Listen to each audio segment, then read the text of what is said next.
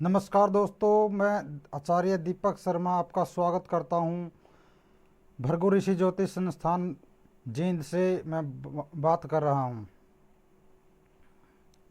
तो आज का हमारा विषय है ज्योतिष और ज्योतिष के किस प्रभाव के कारण व्यक्ति का कारोबार नहीं चल पाता है, क्यों व्यक्ति दिन प्रतिदिन कर्ज में डूबता चला जाता है, क्यों उसका जो भी कारोबार वो करता है उसमें असफल होता चला जाता है। तो इसमें बहुत से कारण हो सकते हैं, हम एक एक करके बहुत से आपको कारण बताएंगे। और एक केस स्टडी है जो हमारे पास आई थी दिल्ली से, वो भी आपको सुनाएंगे। तो सबसे पहले तो हम कारणों की जांच कर लेते हैं। तो कारोबार के लिए सबसे पहले ज्योतिष में ये बताया है कि कई बार पितृदोष होने के कारण भी कारोबार नहीं चल पाता है, या फिर कुछ पिछले जन्मों का ऐसा प्रभाव होता है कि कारोबार में समस्या आनी शुरू हो जाती है। और कई बार जैसे आपके पाँचवें भाव में अगर राहु है तो शत्रु आपके बहुत बढ़ेंगे, व्यापार में कंपटीटर आपके बहुत हो जाएंगे, तो जो आपको बहुत बुरी तरह से तबाह करने में कोई कसर नहीं छोड़ेंगे। और जो राहु का दूसरा प्रभाव होता है वो 11वें भाव में अगर राहु है तो भी कारोबार पे असर पड़ता है इसका। और 7वें भाव के राहु का भी कारोबार पर असर पड़ता है। इस तरह से अगर आप अपनी कुंडली दिखवाना चाहते हैं तो आप हमसे कांटेक्ट कर सकते हैं, कुंडली आपकी देख दी जाएगी। तो कुंडली की जो हमारी फीस होती है 1100 रुपये होती है, तो आप हमसे संपर्क कर सकते हैं। तो अब हम केस स्टडी आपको सुनाते हैं। तो बात जी ये जो है 2019 की है। तो हमारे पास एक फ़ोन आता है, दिल्ली की एक महिला थी जिसका नाम था जब पूजा पूजा गुप्ता, और उसके जो पति देव थे उनका नाम था है जो पवन गुप्ता। दिल्ली में किसी समय वो बहुत बड़े कारोबारी होते थे, लेकिन पिछले 5-6 सालों से उनका कारोबार दिन प्रतिदिन घटता ही चला गया और वो बहुत से कर्ज में डूब गए। करीब करीब 18-20 लाख रुपए का उनके ऊपर कर्ज था।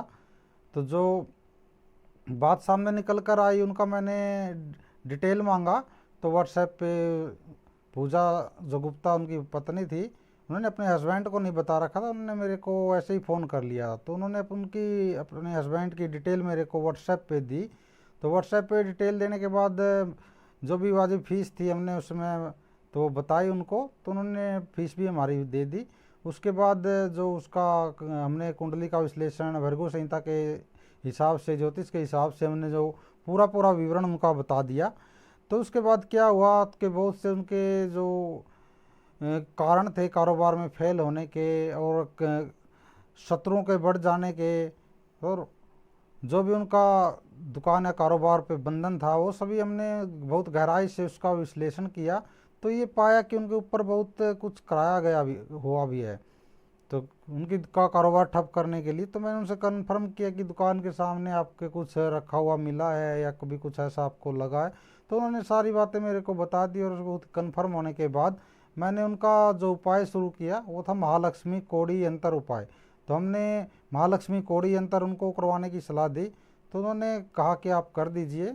तो मैंने कहा ठीक है, तो आप जो है उनकी जो वाजिब फीस है वो आप भेज दीजिए, मैं आपको सामान सामग्री जो है वो लेके आपका शुरू कर देता हूँ। उसमें 5-6 दिन का समय लगता है करने में। तो उन्होंने हाँ कर दी और मैंने उनका शुरू कर दिया काम। 5-6 दिन बाद जब उनका पूरा हो गया तो मैंने उनको कोरियर से यंत्र बना के भेज दिया।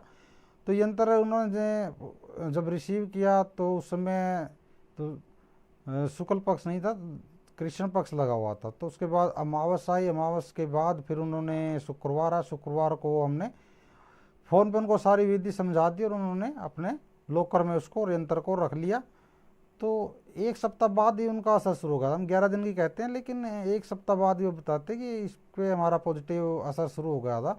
हमारे 5.5 लाख रुपए का एकदम से फ़ायदा हुआ था। जो उन्होंने शेयर मार्केट में लगा रखे थे पैसे, उनसे उन्होंने कमा लिए।